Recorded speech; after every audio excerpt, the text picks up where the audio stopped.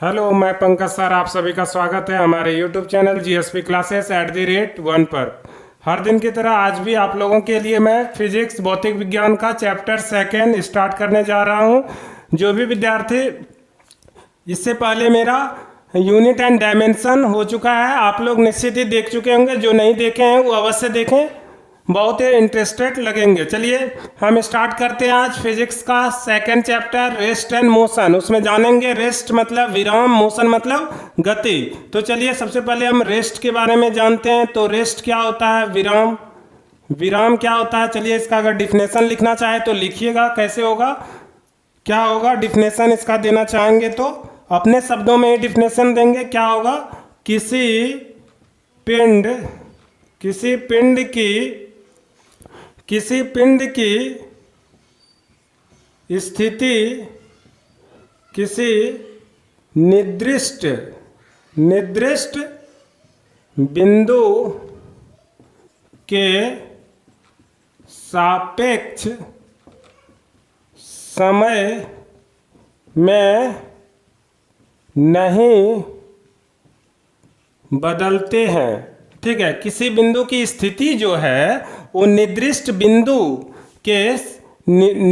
बिंदु से सापेक्ष समय में नहीं बदलते हैं, उसी को तो क्या कहते हैं, विराम अवस्था। कहने का मतलब अगर कोई एक पदार्थ है वो अपना स्थिति क्या है, कायम किए हुए हैं, एक जगह एक स्थान पर क्या है वो जमे हुए हैं, तो एक निर्दिष्ट बिंदु का यहाँ बोध हो रहा है। और सापेक्ष समय में अगर ये अपना स्थिति यहाँ से थोड़ा सा भी टस से मस न तो इधर कर रहे हैं, तो ये क्या हो गया, विराम हो गया। विराम मतलब एक जगह स्थिर होना, रेस्ट मोशन में है। ठीक है, तो इसी को क्या बोलेंगे, विराम अवस्था। इसको क्या बोलेंगे, विराम अवस्था कहते हैं। क्या कहेंगे, विराम अवस्था बोलेंगे। चलिए आप जानते हैं गति क्या होता है, आराम से समझेंगे गति के बारे में। चलिए, गति क्या होता है, मोशन गति का डिफिनेशन क्या होगा, किसी पिंड की स्थिति किसी निर्दिष्ट बिंदु के सापेक्ष समय में क्या करते हैं, बदलते हैं। मतलब अपने स्थान में चेंजिंग करते हैं, बदलते हैं एक समय के अनुसार।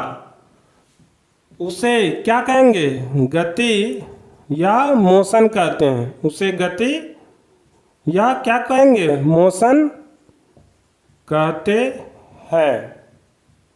चलिए आप जानते हैं हम टाइप ऑफ मोशन। क्या जानेंगे, टाइप ऑफ मोशन के बारे में समझेंगे, कितने प्रकार के गति होते हैं। ये नोट कर लिए होंगे, इसे मिटा देते हैं, आराम से पढ़ेंगे समझते हुए। अपने भाषा में साइंस को क्या करना है, ईजिली वे में जितना हो सके 1 बाय 1 कंसेप्ट क्लियर करते हुए और अपने शब्दों में उसे याद करेंगे, जिससे हमेशा के लिए क्या रहे, याद रहे। तो चलिए देखिए, पहला इसको सी लिखा हुआ है, इसमें क्या कर दें, ए फिर बी और यहाँ पर सी। तो पहला है सर्कुलर मोशन। हम समझेंगे वृत्ताकार गति। वृत्ताकार गति क्या होता है, तो नाम से ही पता चल रहा है, जो गति जो करता होगा उसका पथ कैसा होगा, वृत्त के आकार का होगा। गति जो कर रहा है उसका पथ कैसा होगा, यहाँ देखेंगे किस आकार का है, वृत्त का है। जैसे आप एग्जाम्पल में ले सकते हैं, अगर पृथ्वी जो सूर्य की परिक्रमा करता है, किस आकार में करता है, अगर ये सूर्य समझें और ये सूर्य अगर समझें, ये अगर हम सूर्य समझें और यहाँ ये पृथ्वी इसके चारों ओर, ये क्या, अगर पृथ्वी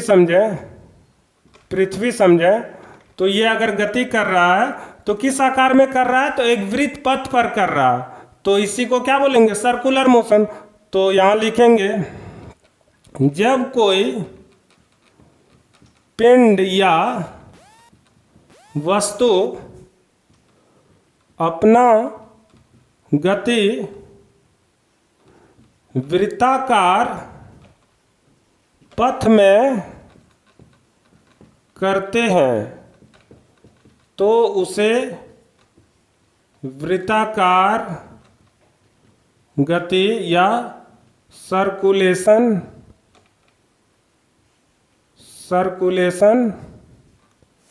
सर्कुलर क्या होगा, सर्कुलर मोशन कहते हैं, सर्कुलर मोशन कहते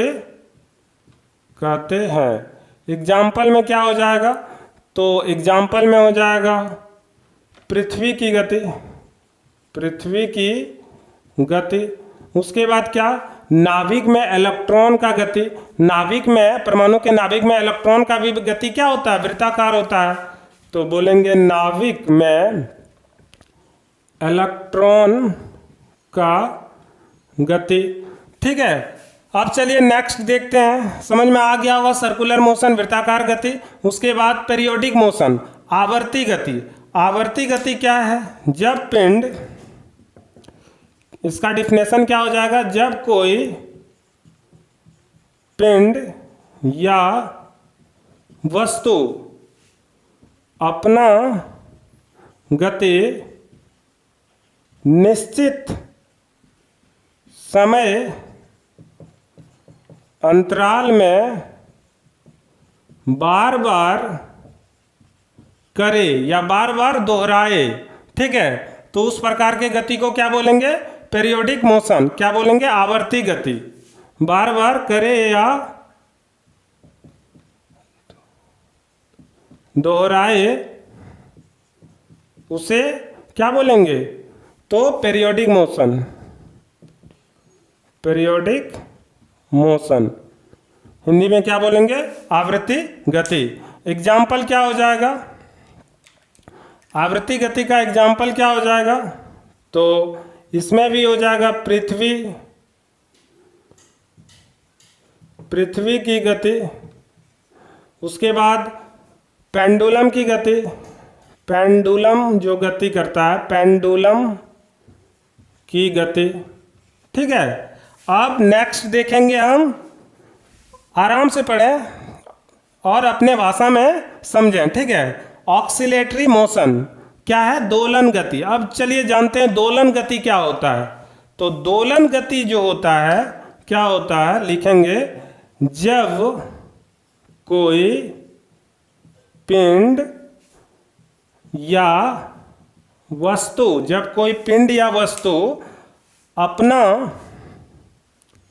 अपना गति एक निश्चित बिंदु के आगे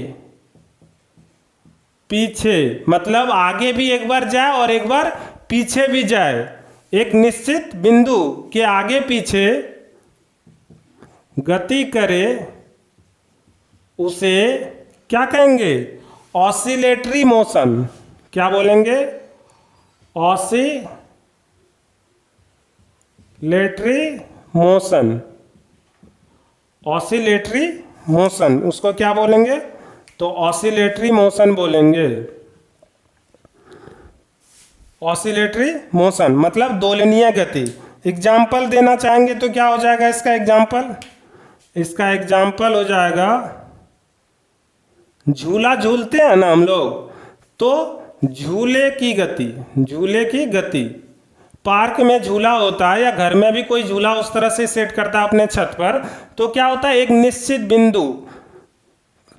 निश्चित बिंदु में इस प्रकार का झूला क्या होता है, टाना के साथ लगा हुआ रहता है और इस पर बैठ के क्या होता है, झूलता है। तो एक निश्चित बिंदु के आगे पीछे क्या करता है, मूव करता है। तो इसे ऑसिलेटरी मोशन या दोलनीय गति कहते हैं। नेक्स्ट और क्या हो जाएगा, पेंडुलम। घड़ी की जो पेंडुलम है, पेंडुलम की गति भी किस प्रकार की गति है, तो ऑसिलेटरी मोशन ही है, मतलब दोलनीय गति है। घड़ी में भी हम देखेंगे, अगर इस प्रकार का घड़ी है तो इसमें से इस तरह से लगा हुआ रहता है पेंडुलम, और ये क्या इस तरह से आगे पीछे क्या करता है, एक निश्चित बिंदु के अंतर्गत मूव करता है। चलिए अब जानेंगे और भी, ये तो 3 तरह का देख लिए, और भी इसका आगे का टाइप क्या है। नेक्स्ट टाइप देखते हैं, डी नंबर। क्या हो जाएगा? Linear motion. क्या पढ़ेंगे? Linear motion. लीनियर मोशन नाम से पता चल रहा है क्या? लीनियर। डी नंबर क्या हो जाएगा? Linear, LINEAR, linear motion. चलिए, लीनियर मोशन को हिंदी में क्या बोलेंगे? तो रेखीय गति। रेखीय गति। और रेखीय गति का डिफिनेशन क्या हो जाता है? नाम से पता चल रहा है, एक रेखा पर, एक सरल रेखा या एक सीधी रेखा में जो गमन करता है उसे क्या बोलेंगे? रेखीय गति। तो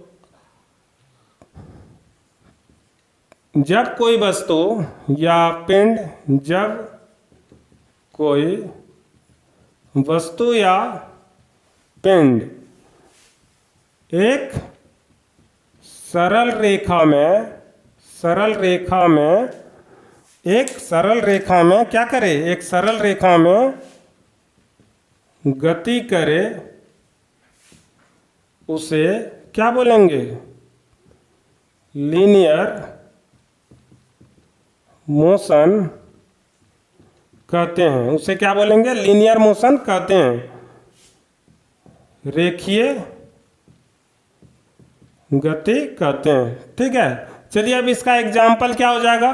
ट्रेन। हमारे देश में या ट्रेन देखे होंगे आप लोग, ट्रेन की सवारी किए होंगे, तो क्या ट्रेन की पटरियां जो होता है एक सीधी वे में रहता है। तो इस पर अगर ट्रेन इस तरह से अगर दौड़ता है तो क्या होता है? एक लीनियर मोशन में, मतलब रेखीय। तो क्या हो जाएगा? ट्रेन की गति। सीधा क्या लिखेंगे?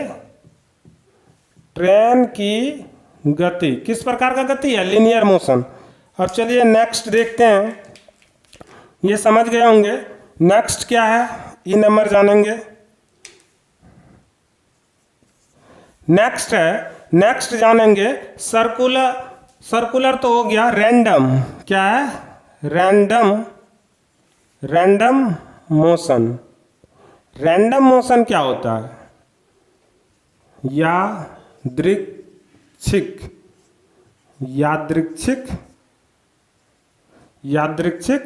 गति। यादृच्छिक गति को ही रैंडम मोशन बोलते हैं। चलिए अब जानेंगे रैंडम मोशन के बारे में। इसका डिफिनेशन क्या हो जाएगा रैंडम मोशन का? तो कोई वस्तु या पिंड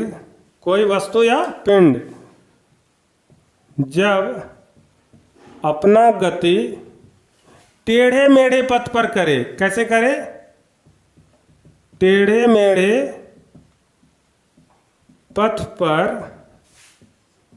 करे, उसे क्या कहेंगे? Random motion. रैंडम मोशन कहते हैं। यादृच्छिक गति कहते हैं। उसे क्या कहेंगे? यादृच्छिक गति कहते हैं। एग्जाम्पल में क्या हो जाएगा? मक्खी की गति, मधुमक्खी, वही मक्खी की गति। मक्खी की गति क्या है? तो रैंडम मोशन है। उसके बाद फुटबॉल खिलाड़ी को देखते होंगे मैदान में, किस प्रकार का दौड़ता है? अपने बॉल को कवर करने के लिए या लेने के लिए, तो इस तरह से टेढ़े मेढ़े पथ पर दौड़ता है। तो हम बोल सकते हैं फुटबॉल के मैदान में खिलाड़ी की गति। फुटबॉल जो खेलते हैं, फुटबॉल के मैदान में खिलाड़ी की गति किस प्रकार की गति है? तो रैंडम मोशन है या यादृच्छिक गति है। ठीक है, यहाँ तक आप समझ गए होंगे। चलिए अब देखते हैं आगे हम देखेंगे दूरी किसे कहते हैं। अब क्या जानेंगे? दूरी। चलिए दूरी के बारे में फटाफट हम जानें।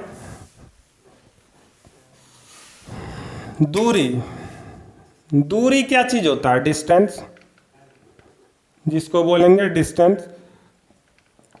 तो दूरी क्या चीज होता है? दूरी किसे कहते हैं? वस्तु द्वारा किसी निश्चित समय में तय किए गए दूरी की संपूर्ण लंबाई को ही तो दूरी कहते हैं। चलिए दूरी का डिफिनेशन जानेंगे। किसी वस्तु या पिंड द्वारा निश्चित समय में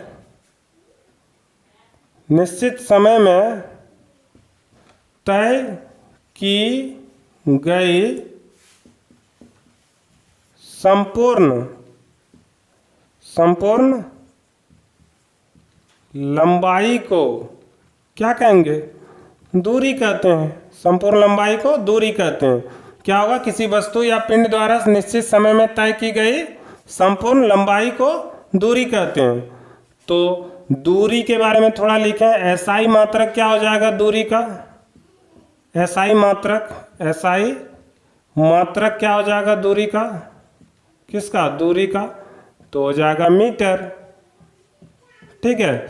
और एक चीज लिखें, दूरी हमेशा क्या होता है? दूरी हमेशा धनात्मक होता है।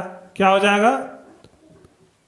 धनात्मक होता है। क्या हम लोग कभी बोलते हैं क्या -2 किलोमीटर गए, -4 किलोमीटर गए, या कलकत्ता की दूरी -200 मीटर है? ऐसा तो नहीं बोलते हैं। तो दूरी हमेशा क्या हो जाएगा?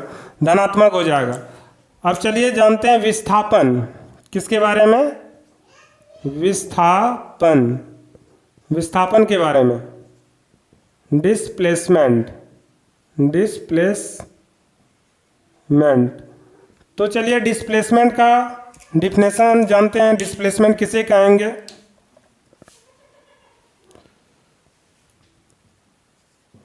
किसी पिंड या वस्तु द्वारा तय की गई प्रारंभिक, क्या होगा? प्रारंभिक तथा अंतिम बिंदु के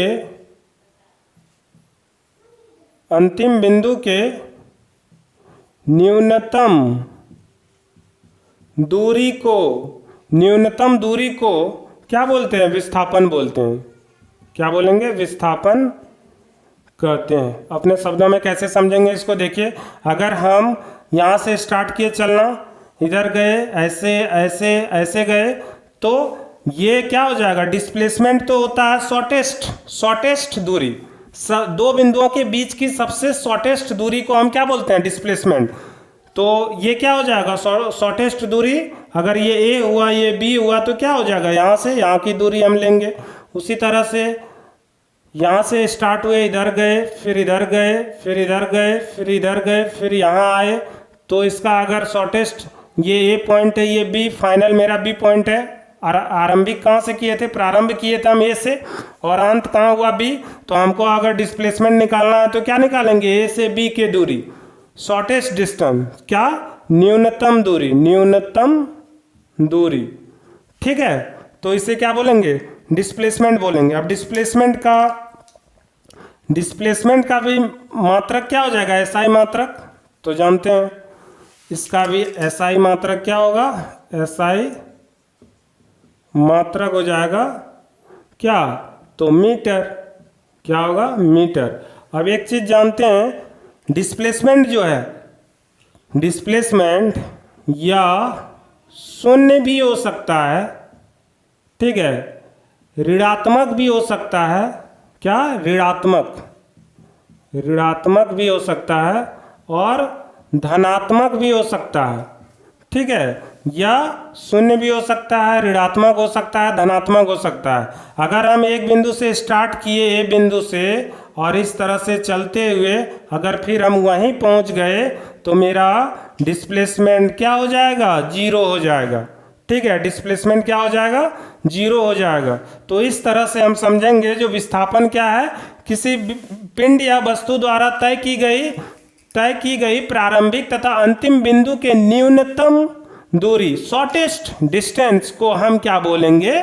विस्थापन कहते हैं। इसका एसआई मात्रक मीटर। इस तरह से चलते हैं, आगे देखते हैं चाल। अब क्या जानेंगे? चाल। स्पीड किसे कहते हैं? क्या जानेंगे? स्पीड के बारे में चलते हैं, जानते हैं।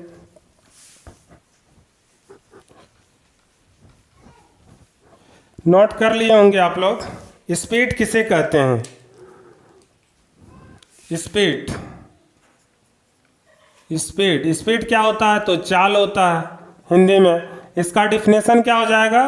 इकाई समय में तय की गई दूरी को क्या कहेंगे? चाल कहते हैं। चाल कहते हैं। इकाई समय में तय की गई दूरी को चाल कहते हैं। ठीक है, अब समझेंगे चाल क्या है। इसका एसआई मात्रक क्या हो जाएगा चाल का? मीटर पर सेकेंड। कैसे? क्योंकि चाल का सूत्र क्या हो जाएंगे? तो चूंकि इकाई समय में तय की गई दूरी को, तो मतलब डिस्टेंस, चाल इक्वल टू डिस्टेंस बटे क्या? इकाई समय। इकाई समय जब भी बोले तो टाइम कहाँ आएगा? नीचे। तो क्या हो जाएगा? टाइम।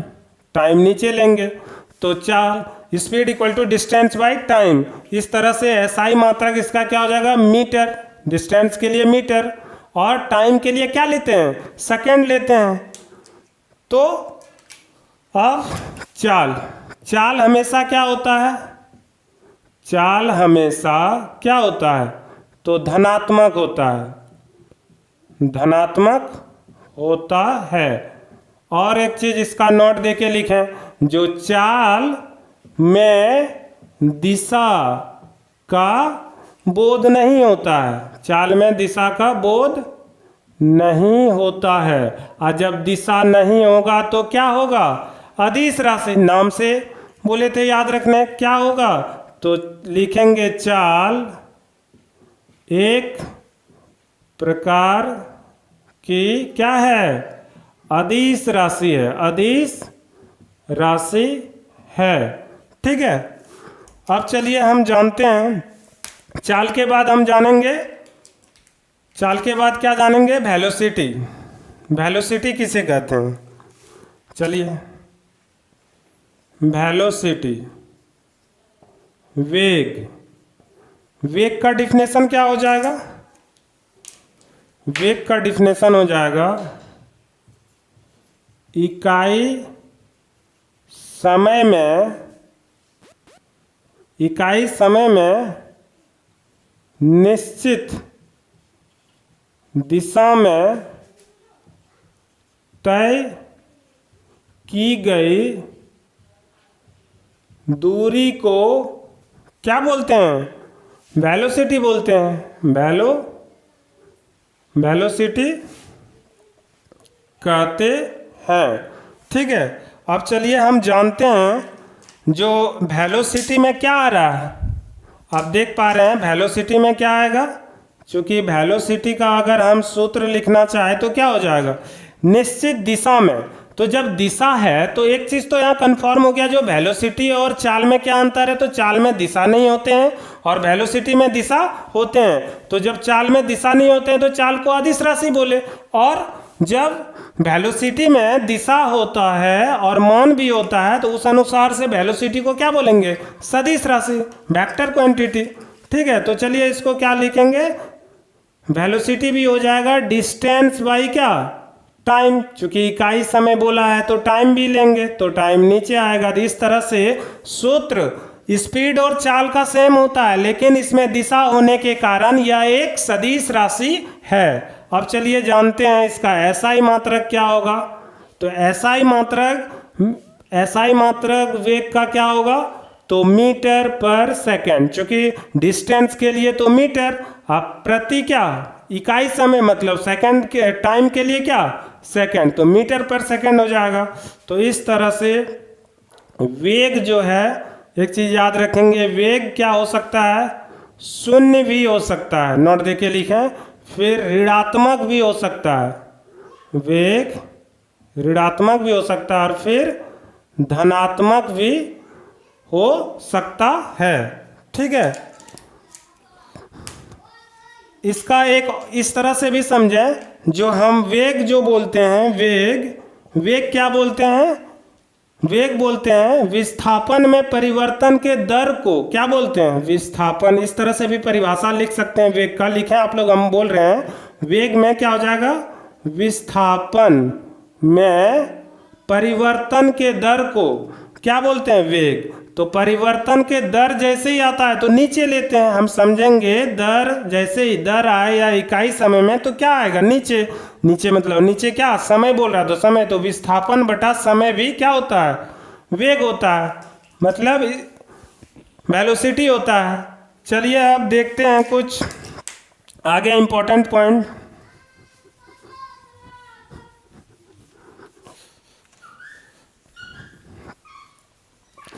आप लोगों को स्पीड और वेलोसिटी में क्या अंतर है, क्या डिफरेंट है, ये समझ में आ गया होगा। अब चलिए नेक्स्ट पॉइंट हम देखेंगे कुछ इम्पोर्टेंट नोट के रूप में। उसमें क्या देखेंगे, तो ये देखेंगे जो औसत चाल जो हम निकालेंगे और औसत चाल जो निकालेंगे और औसत वेग, दोनों में क्या अंतर है। तो देखिए पहला औसत चाल क्या होता है, तो लिखेंगे तय की गई कुल दूरी बटा तय करने में लगा कुल समय को हम क्या बोलेंगे, एवरेज स्पीड। क्या बोलते हैं, एवरेज स्पीड कहते हैं। कुछ और तरीका से भी समझ सकते हैं इस तरह, तय की गई कुल दूरी बटा तय करने में लगा कुल समय, ये भी बोलेंगे। और दूसरा क्या बोलेंगे, वस्तु द्वारा तय की गई कुल दूरी, दोनों एक ही चीज है, बटा वस्तु को तय करने में लगा कुल समय को क्या बोलेंगे, एवरेज स्पीड। क्या बोलेंगे उसको, एवरेज स्पीड कहते हैं। अब चलिए इसमें दो चीज़ याद रखेंगे। दो चीज़ क्या याद रखेंगे, यदि समान दूरी को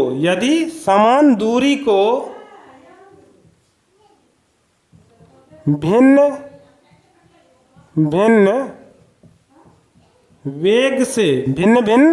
वेग से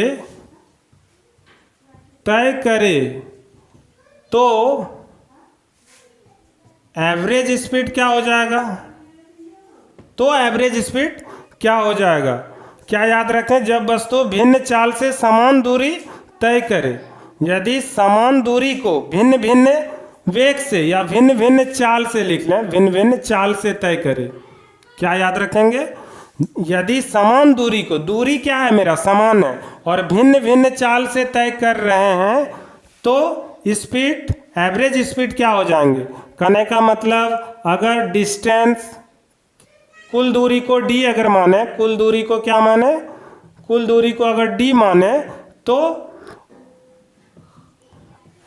आधा दूरी मतलब d/2 को v1 वेग से तय कर रहा है और फिर आधा दूरी को v2 वेग से तय कर रहा है। तो इससे हम जान रहे हैं क्या, इससे हम देखेंगे जो दूरी तो समान है d/2, तो समान दूरी को भिन्न भिन्न चाल से अगर तय करे तो एवरेज स्पीड क्या हो जाएंगे, लिखेंगे एवरेज स्पीड हो जाएंगे क्या, एवरेज स्पीड हो जाएंगे 2v1 Guna v2 by v1 plus v2। इस पर न्यूमेरिकल भी आगे आएंगे जिसे हम लोग सॉल्व करेंगे। एवरेज स्पीड निकालने के लिए जब समान दूरी रहे, ठीक है, और भिन्न भिन्न चाल रहे तो क्या हो जाएगा, average speed 2v1 into v2 by v1 plus v2। चलिए अब दूसरा कंडीशन क्या है देखें, ये आप नोट कर लिए होंगे। इस बार है दूरी क्या रहे, इस बार क्या है, समय समान रहे। दूसरा में है समान, वहाँ था पहला में था समान दूरी और दूसरा क्या है, समान समय में, मतलब समय क्या हो, इक्वल हो, समान समय में भिन्न समान समय में भिन्न भिन्न चालों द्वारा समान समय में भिन्न भिन्न समान समय क्या रहे, जब वस्तु भिन्न भिन्न चालों से समान समय में तय करे, भिन्न भिन्न चालों से, चाल भिन्न भिन्न लेकिन समय इस बार समान रह रहा है। उस बार क्या था, दूरी समान था, इस बार समय समान है, तो क्या होगा, चालों भिन्न भिन्न चालों से तय करे, दूरी तय करे, तो क्या हो जाएगा, एवरेज स्पीड क्या हो जाएगा इसका। तो चलिए जानते हैं एवरेज स्पीड इसका क्या लिखेंगे। एवरेज स्पीड इसका हो जाएगा, लिखें एवरेज स्पीड, फिर से एक बार इस चीज़ पर ध्यान दें, जो समान समय में भिन्न भिन्न चालों से अगर दूरी तय करे, चालों से दूरी तय करे, तो क्या हो जाएगा, एवरेज स्पीड हो जाएगा v1 प्लस v2/2। ये कब होगा, ये होगा जब समान समय का जिक्र करे और भिन्न भिन्न चाल रहे, तो v1 प्लस v2/2 और समान अगर दूरी रहे, समान दूरी को भिन्न भिन्न चाल से अगर कवर कर रहे हैं, तय कर रहे हैं, तो हम एवरेज स्पीड क्या निकालेंगे, उसका क्या लिखे थे, एक बार फिर से उसको याद करें। तो उसका एवरेज स्पीड जब सेम क्या डिस्टेंस क्या हो, समान हो, मतलब किसी दूरी को आधे आधे पार्ट में, तो आधे आधे पार्ट मतलब समान दूरी को तय करें, तो एवरेज स्पीड यहाँ पर आएगा 2v1 into v2/v1 plus v2। और जब समय समान है तो उस समय फार्मूला क्या आएगा एवरेज स्पीड का, v1 प्लस v2/2। ठीक है, यहाँ तक आप लोगों को क्लियर हो चुका होगा। चलिए औसत चाल हो गया, आप क्या देखेंगे, रिलेटिव वेलोसिटी। रिलेटिव वेलोसिटी को क्या बोलेंगे, आपेक्षिक वेग या सापेक्षिक वेग। सापेक्षिक वेग, आपेक्षिक वेग क्या करता है, विरोध करता है, और सापेक्षिक वेग क्या करता है, एक सापेक्षिक मतलब क्या, सापेक्ष रखता है, एक तरफ रखता है, और आपेक्षिक विरोध करता है, वहीं सापेक्षिक समान रखता है। तो चलिए इसका क्या हो जाएगा, जब दो सदिश वेग का, दो सदिश वेग के अंतर को ही, दो सदिश वेग के अंतर को क्या कहेंगे, रिलेटिव वेलोसिटी कहते हैं। क्या कहेंगे, रिलेटिव